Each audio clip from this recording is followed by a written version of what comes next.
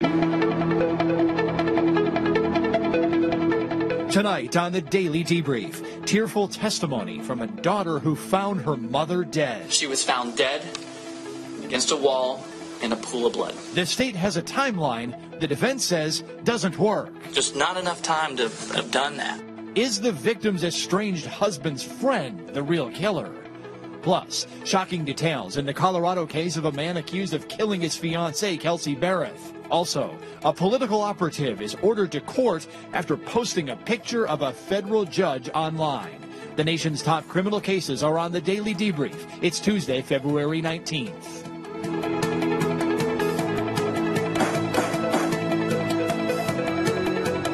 Good evening, everybody. Welcome to the Debrief. A lot to talk about tonight, so let's get straight to it. Opening statements in a Florida murder trial to talk about. First, right off the top, David Russell Holbrook Jr. is charged with killing a mother of three back in 2006. Authorities say victim Melissa Howard was stabbed and beaten. She had just won a child custody battle against her ex-husband, Brian Howard. The defendant was Brian's friend. The ex-husband himself is said to have an alibi for the time of the killing. Let's go straight to the prosecution. You will hear through the course of the trial that there was an ongoing custody battle between Brian Howard and Melissa Howard over primary custody of Taylor. He was about 11 years old at the time. Primary custody was with Brian Howard, and Melissa Howard was seeking to have primary custody with her. You will hear that Melissa was dating a man named Christopher Cadenhead. He worked for UPS. And he would spend a lot of time with Melissa Howard, especially on his breaks. You will also learn that he was married at the time that he was dating Melissa Howard. He will admit that to you. You will hear from him. You will hear from his wife. That is no secret that he was having an affair with Melissa Howard. A lot of characters in this story. The father has custody, the mother seeking it, all while she's carrying on a relationship with a married man. The prosecutor moved on now to describe the evening of the victim's death. Melissa and her son Taylor were at Melissa's house. You will hear that they were playing games, and then Christopher Cadenhead came over like he usually did in the evenings. And soon after he arrived, Melissa took Taylor to meet Brian Howard at the Azteca Mexican restaurant.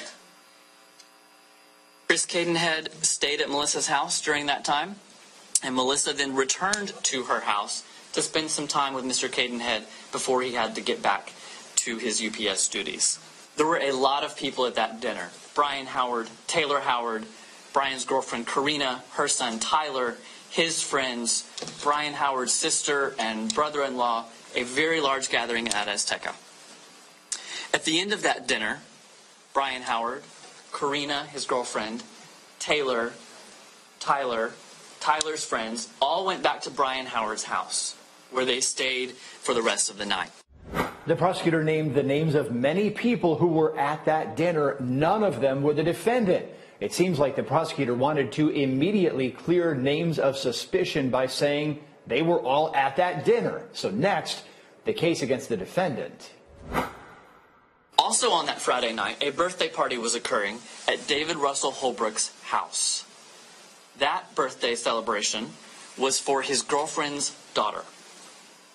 His brother Michael was there, along with various members of their family and his girlfriend's family. You will hear testimony that Russell and Michael left the party to take Russell's children home to their mother's house, and they dropped the kids off around 9 o'clock. You'll also hear that Russell and his girlfriend Gina spoke by phone at 9:29 p.m. that night. And then you will see Walmart surveillance that shows that the Holbrook brothers went to Walmart at about 9:37 p.m. The question is, what was Russell Holbrook doing between dropping his kids off at their mom's house and talking to his girlfriend at 9:29 and going to Walmart at 9:37? The night of the crime, the victim's daughter and boyfriend tried to reach her, but her door was locked and they could not get in. The victim always left the door unlocked when her daughter was out, so it was strange. Eventually, the boyfriend and daughter got in. This is where you will hear of the discovery of Melissa Howard's body. She was found dead against a wall in a pool of blood. You will hear that the living room was in disarray, and you will see photos of what the scene looked like. Couch cushions were all disheveled. Melissa's neck had been slashed, and she was laying against the wall on her right side in a pool of her own blood. You will hear the 911 call that Christopher Cadenhead made. Again, it is not great quality. You'll be able to understand what's being said, but it is the best we have. While on that call, you'll also hear Christopher Cadenhead having to call his wife, Sherry, and say that he needed her to come to Crestview. That is the night that the news of the affair broke to Sherry Cadenhead, and you'll hear her talk about that. You will hear testimony from the medical examiner, and he will testify to the types of injuries that Melissa Howard sustained, that her cause of death was due to stab wounds, and the manner of death was homicide. Eventually, prosecutors said DNA from a portion of the victim's shirt matched the Y chromosome of the Holbrook family. That's the defendant's family, and that's the type of DNA transferred from fathers to sons. But before all that, the defendant was attracting the attention of investigators in other ways. You will also hear testimony that Russell Holbrook had been to Melissa's house 2 days prior, on January 4th of 2006. You'll hear about that from Carrie Winkler, Melissa's daughter. You'll also hear testimony from Taylor Howard that he had seen Russell's truck parked near Brian Howard's house that night when Melissa was dropping him off after church. Now, you'll hear that when the defendant was interviewed by law enforcement, he lied about having been at Melissa's house that Wednesday night. You will hear that he said he had not seen her in years, he had not been to her house in years. You will then hear him admit that he had in fact been there on January 4th, 2006. He claims that he lied because he was afraid of having third-party contact with his wife, Allison, who was going through a divorce with Russell. Allison was living with Brian Howard and his girlfriend at the time. Also during the interview, Russell's first story was that he left his house with Michael about 8:30 to take his kids home and then go to Walmart, and that he returned back by 9 o'clock. As I said, you will get to see a Walmart surveillance video showing that he did not even arrive at Walmart until 9:37 that night. You'll hear a later interview of the defendant where his timeline started changing.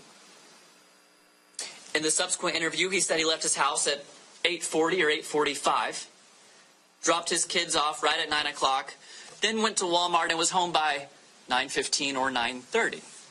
You'll hear another interview where the timeline keeps shifting. The defense cut right into those DNA results. The evidence is going to show the state has some problems, and lots of them. You're going to hear from two DNA experts. One's from FDLE, Florida Department of Law Enforcement, and they're going to say, I anticipate that their witness is going to say that there is some DNA that matches Russell. I believe that's what she's going to say. However, on cross-examination of that witness, let's see how she arrives at those conclusions. Were mistakes made? I think even through the state's opening, they admit that there was a contamination done by this very analyst. I think that testimony is going to be out there, that a contamination occurred during this investigation of this trial.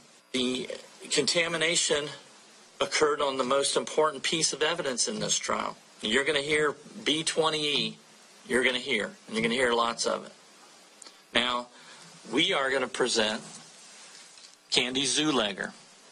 She's our expert. She has years of experience. She's a former FDLE lab analyst. Okay, she's worked at FDLE before, and until recently, she owned her own lab. Candy Zulegger is going to explain that the DNA found on that was tested by the FDLE analyst could be touch DNA. And she's going to explain to you what that is. Now, when Russell was, as the state has already admitted when Russell was at her house 2 days prior that his DNA, touch DNA, could have been left there.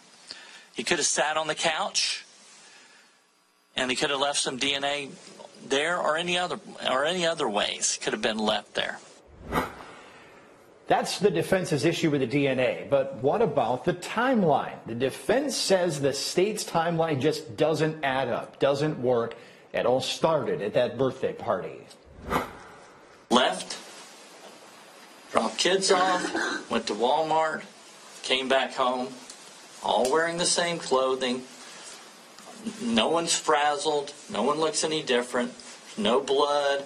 There's nothing on these individuals that would indicate that Russell had been in any gruesome murder during that time frame, during this timeline. It's going to be very difficult, I believe. I think the evidence will show it'll be very difficult to have done this so-called murder. Just didn't have the opportunity. There's problems. Not enough time. Just not enough time to have done that. The first witness in this case was the victim's daughter, who tearfully described finding her mother dead. All right, so you said there was a conversation about trying to jimmy the lock. Was someone successful in doing that? We were. Right, so what happened once the door was opened?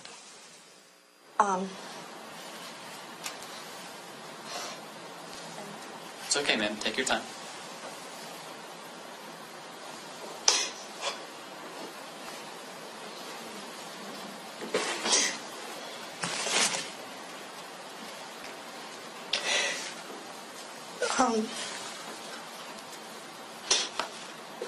Once we were able to open the door, I went into the front foyer and I turned the light on. What did you see once there was better light? My mom lying there. She was lying on the wall all the way across. What did you do once you realized that your mom was there? I ran back out. Where were Chris and Daniel while this was going on? When I ran out, they stepped in. Where did you go once you ran out of the house? I ran over next door to our neighbor, Miss Deidre. Did you ever go back into the house that night? Joining me tonight is attorney Matthew Mangino from Pittsburgh. Matthew, let's start out with your analysis of the opening statements as a whole. Well, I thought that the prosecution laid out in an honest, straightforward fashion the strengths and weaknesses of their case and what they intend to prove. You know, the defense has made some really extraordinary promises. For one, that on cross-examination, they're going to be able to reveal the flaws in the case presented by the prosecution.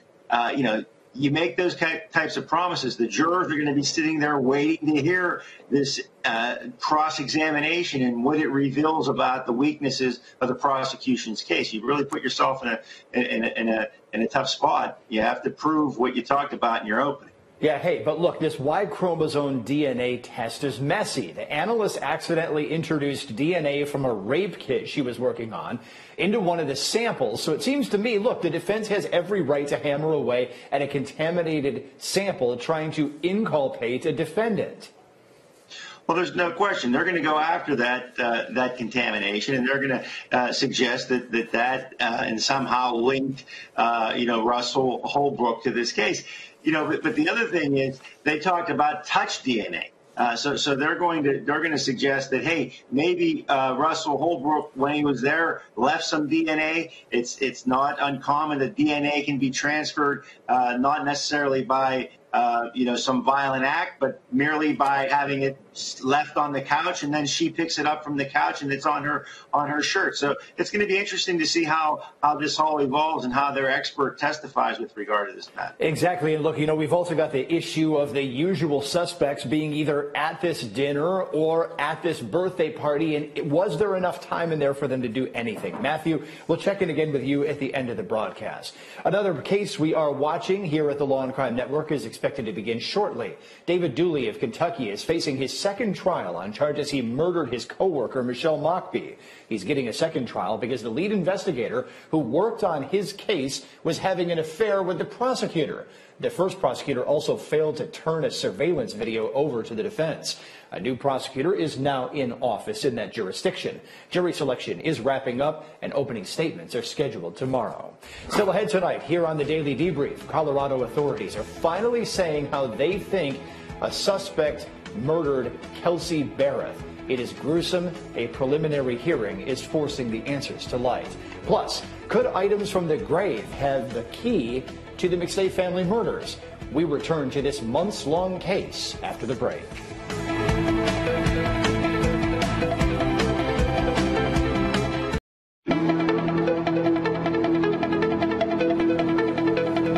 Welcome back to the Debrief. New details tonight in the case of the Colorado dad accused of killing his fiancée, and they are coming from a preliminary hearing where cameras were not allowed.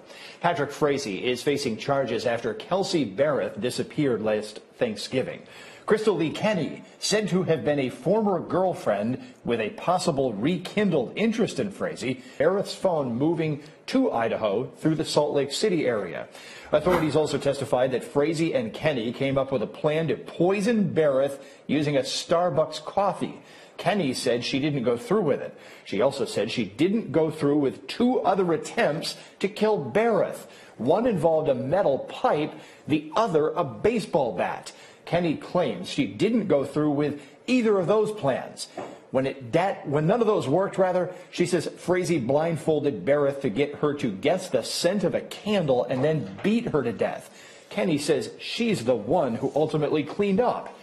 State crime scene investigators say they found evidence of blood in Berreth's bathroom. Also, a cadaver dog picked up a faint scent near Berreth's car. Plus, Frazee's own mother refused to testify at first today, invoking her Fifth Amendment right against self-incrimination. The prosecutor said Frazee's mother saw a black tote bag being burned. Authorities have linked that black tote back to Frazee and questioned if the body was in it. Frazee's interviews with police suggested he and Berreth had broken up and were in the process of figuring out the custody of their daughter. Now to national legal news. Supreme Court Justice Ruth Bader Ginsburg is back on the bench for the first time since surgery. Ginsburg tripped, fell, and fractured 3 ribs in December. During treatment, nodules of cancer were discovered on her lung, so she underwent treatment for the cancer and today resumed hearing arguments. Ginsburg has twice suffered broken ribs during her career. She also has had lung cancer, colon cancer, pancreatic cancer, and has a stent in her heart. She's 85 and says she plans to work until she's at least 90. Political operative Roger Stone has apologized for posting a picture of a federal judge with crosshairs nearby on his Instagram account. Judge Amy Berman Jackson is the judge pictured. She's also the one overseeing Stone's case. Stone took the image down after an hour and said it was something he reposted from the web. He issued a formal apology to the judge and also apologized online. Stone is accused of obstructing proceedings, making false statements, and witness tampering. A coalition of 16 states today filed a federal lawsuit against President Donald Trump for attempting to construct a wall on the border with Mexico by declaring a national emergency. The lawsuit argues that Trump's moves violate the separation of powers doctrine of the United States Constitution. It further argues that Trump went beyond what powers are given to him and that his move violates environmental laws. Testimony resumed today in a California murder trial expected to last months. Charles Merritt is accused of murdering his business partner, Joseph McStay, and McStay's entire family. The prosecution says the motive was money. The family disappeared back in 2010. A dirt biker found the bodies of all 4 McStays buried in the desert a couple of years later. In court today, questions concerning more of the evidence found buried with the family's bodies. Prosecutors showed jurors images of murder victim Summer McStay's undergarments. Authorities made no attempt to test them for evidence of a sexual assault because of environmental conditions in the desert and the passage of time. They did talk about attempting to test for DNA, though, on some of the items.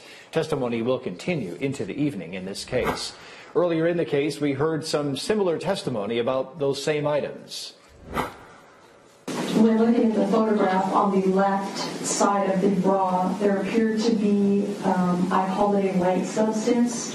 To me, it was consistent with paint, but I don't know for sure.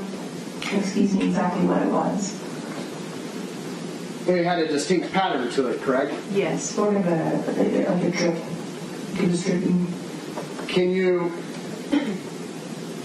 orient what you're seeing to us on how it would be if worn?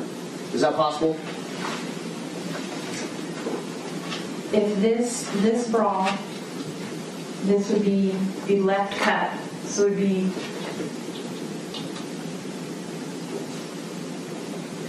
dripping, the drip, the flow stains right here, where it could the substance appeared to have flowed towards the center.